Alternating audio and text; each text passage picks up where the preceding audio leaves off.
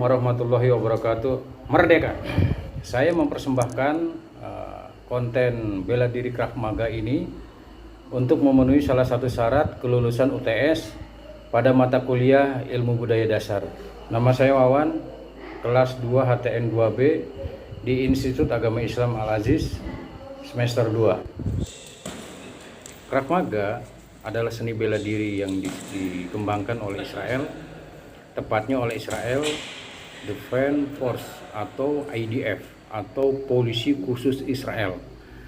Diadopsi dari berbagai disiplin ilmu bela diri seperti karate, judo, taekwondo, aikido, dan tinju diantaranya. Gerakannya yang sederhana dan efisien membuatnya kian populer.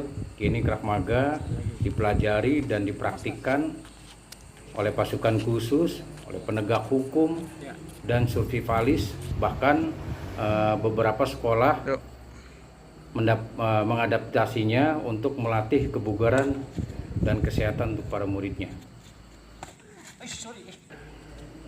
Krav Maga atau ilmu bela diri ini diciptakan oleh seorang yang bernama Imi Lichtenfeld.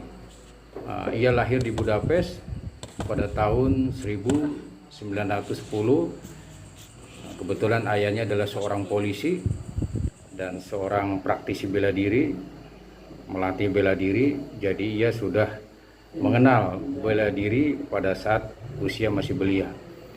Dengan teknik bertarung sejak kecil di tempat latihan ayahnya, ia melihat segala jenis gaya bertarung, gaya bertahanan tangan kosong maupun gaya bertahanan jarak dekat. Pada tahun 1940-an, ia melarikan diri dari serangan Nazi. Nasib membawanya kepada Palestina.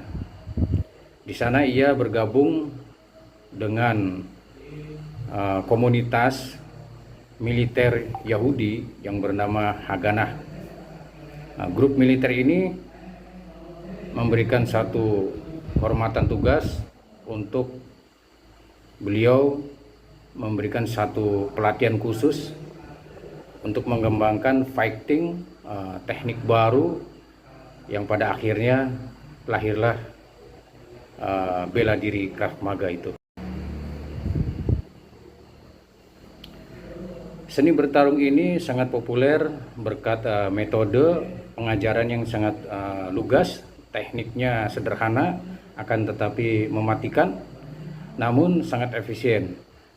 Plus Krav Maga lain daripada yang lain, artinya tidak sama dengan bela diri yang lain, di mana di sini tidak mengenal komponen meditasi, tidak ada istilah menghormati lawan, tidak ada salam atau bungkukan penghormatan kepada lawan, tidak ada firefly, dan seni bertarung ini begitu populer berkat metode pengajaran yang lugas, tekniknya sederhana namun sangat efisien dan mematikan. Krav Maga sangat berbeda dengan bela diri yang lain. Ada beberapa prinsip tidak komponen meditasi ini di sini tidak ada.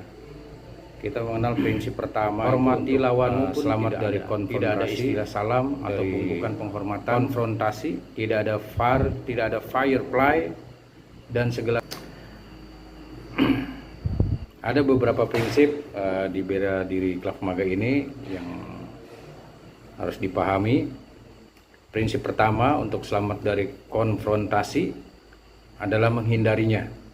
Oleh karena itu Krav Maga mengajarkan kita untuk membaca dan menenangkan situasi. Namun kalau berkelahi adalah salah satu jalan keluar, tidak ada firefly, semua boleh digunakan. Artinya di sini teknik, siasat, semua halal dilakukan.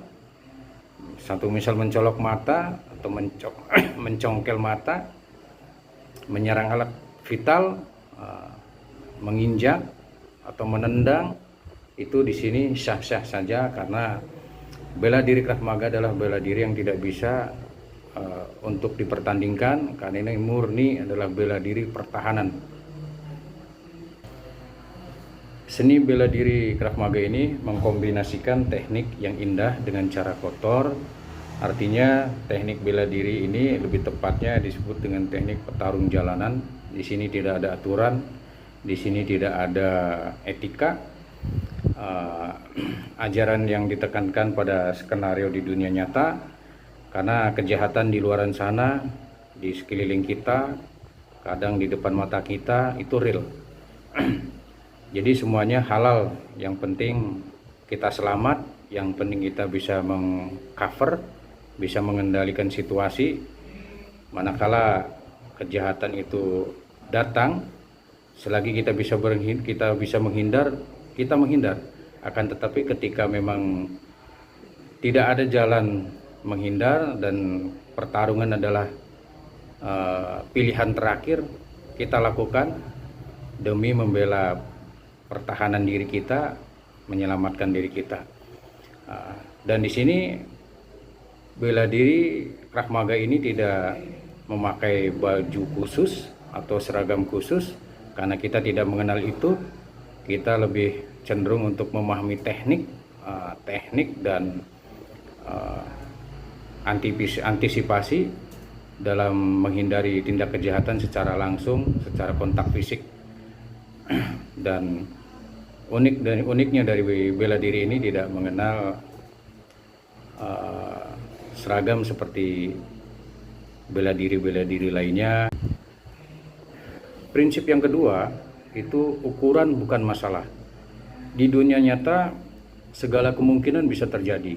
Wanita bertubuh mungil diserang pria kekar tinggi besar, pria kekar dikeroyok beberapa orang atau kakek-kakek, dirundung atau dikeroyok beberapa remaja. Semua itu real dan semua itu bisa terjadi di depan kita, di depan mata kita, di sekeliling kita. Nah, Krav Maga mempertimbangkan ketimpangan dalam ukuran dan jumlah semacam ini. Kuncinya ada pada kecepatan dan ketepatan serangan jitu pada titik terlemah. Nah, tak peduli seberapa besar dan kekar penyerangmu, kalau matanya dicolok, pasti tidak akan bisa apa-apa. Setidaknya untuk beberapa lama. Jadi ini adalah ilmu pertahanan diri real. Ilmu pertahanan diri murni yang patut kamu pelajari.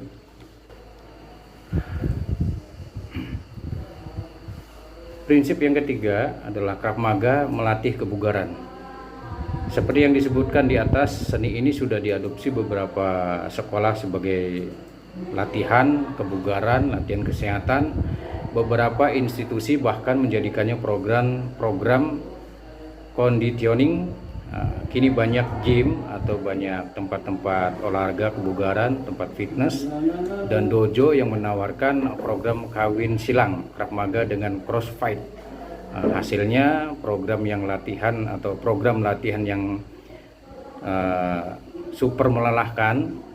Program latihan semacam ini memang tidak mengasah kemampuan untuk bertahan diri dari serangan. Namun setidaknya kamu cukup bugar untuk lari dari lawanmu. Itu saja cukup.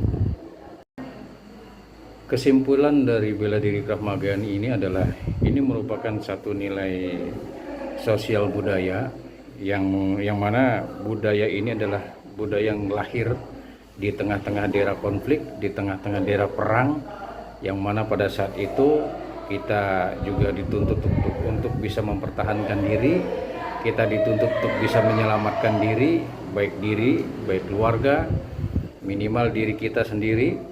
Nah, tentunya kita sebagai manusia berharap kedamaian adalah satu nilai yang luhur, satu cita-cita semua umat manusia, sehingga umat manusia bisa hidup berdampingan, tidak ada kekerasan, tidak ada peperangan. Itu adalah satu cita-cita yang tentunya sangat didambakan oleh umat manusia sedunia.